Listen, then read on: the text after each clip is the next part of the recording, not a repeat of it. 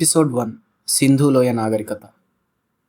మనకు తెలిసిన భారత చరిత్రలో తొలి అద్భుతమైన నాగరికత ఏది అంటే అది సింధు లోయ నాగరికత అని చెప్పాలి. ఈ నాగరికత సుమారు క్రీస్తు పూర్వం 3300 నుంచి క్రీస్తు పూర్వం 1300 మధ్యలో వికసించింది. అంటే ఇప్పటికీ దాదాపు 5000 సంవత్సరాల క్రితం. ఆ కాలంలోనే ఈ నాగరికత ప్రజలు అద్భుతమైన పట్టణాలు నిర్మించారు, ప్రణాళికాబద్ధమైన వీధులు వేశారు, శాస్త్రీయంగా పనిచేసే డ్రైనేజ్ వ్యవస్థను కలిగించారు. ఇవన్నీ ఆలోచిస్తే నేటికి మనకు ఆశ్చర్యమే కలుగుతుంది. అప్పటి పరిస్థితులను ఊహించుకుంటే అది ఒక అద్భుతమైన ఆధునిక సమాజంలా అనిపిస్తుంది.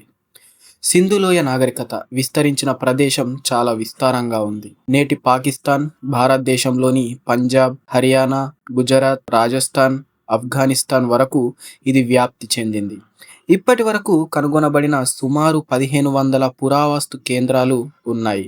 వాటిలో హరప్పా, మొహంజోదారో, లోథల్, ధోలవీర, కాలిబంగన్ వంటి పట్టణాలు ప్రముఖంగా నిలిచాయి. ఇంత పెద్ద భూభాగంలో ఒకే సంస్కృతి ఉండడం ఆ కాలం శక్తిని తెలియజేస్తుంది. హరప్పా, మొహంజోదారోలో లాంటి పట్టణాల నిర్మాణం చూసినప్పుడు ఈ ప్రజల ప్రణాళిక ప్రతిభ మనకు తెలుస్తుంది. వీధులు సూటిగా ఉండి ఒకదానిని మరొకటి 90 డిగ్రీల కోణంతో కట్టించుకున్నారు. ఇల్లు మట్టి ఇటుకలతో నిర్మించబడ్డాయి. ప్రతి ఇల్లు 1 లేదా 2 అంతస్తులు ఉండేది. ముఖ్యంగా ప్రతి ఇంటికి నీరు, డ్రైనేజ్ వంటి సౌకర్యాలు ఉండేవి. మొహంజోదారోలో కనుగొనబడిన గ్రేట్ బాత్ నేటికి ప్రసిద్ధి చెందింది. అది ఒక పెద్ద స్విమ్మింగ్ పూల్ లా ఉండేది.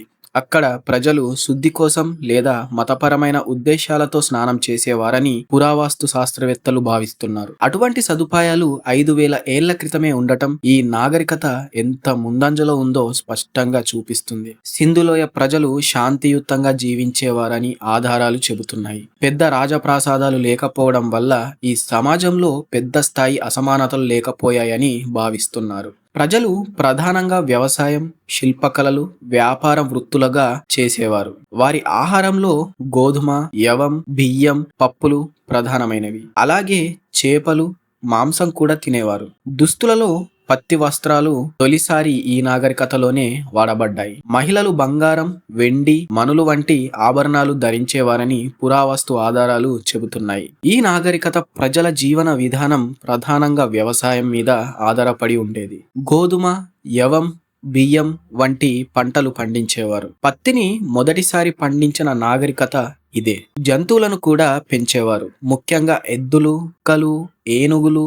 వ్యాపారం కూడా చాలా బలంగా ఉండేది. హరప్పా ముద్రలు మట్టిలో దొరికాయి. వాటిని వ్యాపారంలో వాడినట్టు తెలుస్తుంది. మొసపటోనియా, పర్షియా వరకు వాణిజ్యం జరగడం కూడా ఆధారాల ద్వారా తెలుస్తుంది. లోథల్ అనే పట్టణం ఒక పోర్ట్ సిటీ. అక్కడ నౌకాశ్రయం ఉండేది.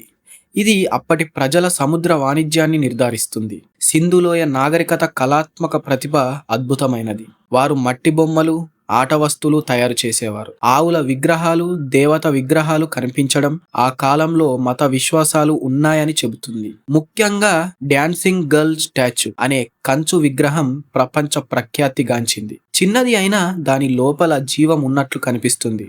అలాగే పశుపతి ముద్ర అనే ఒక ముద్రలో శివుని ప్రాథమిక రూపం కనిపించడం కూడా విశేషం. హరప్ప ప్రజలు వాడిన హరప్పా లిపి ఇప్పటికీ ఎవరు డీకోడ్ చేయలేకపోయారు. చిన్న చిన్న గుర్తులు, చిహ్నాలు మాత్రమే కనుగొనబడ్డాయి.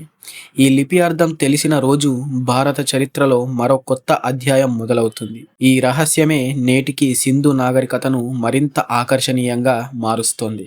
అంత గొప్ప నాగరికత ఎందుకు నశించింది? దీనిపై అనేక సిద్ధాంతాలు ఉన్నాయి. కొందరు భూకంపాలు జరిగాయని అంటారు.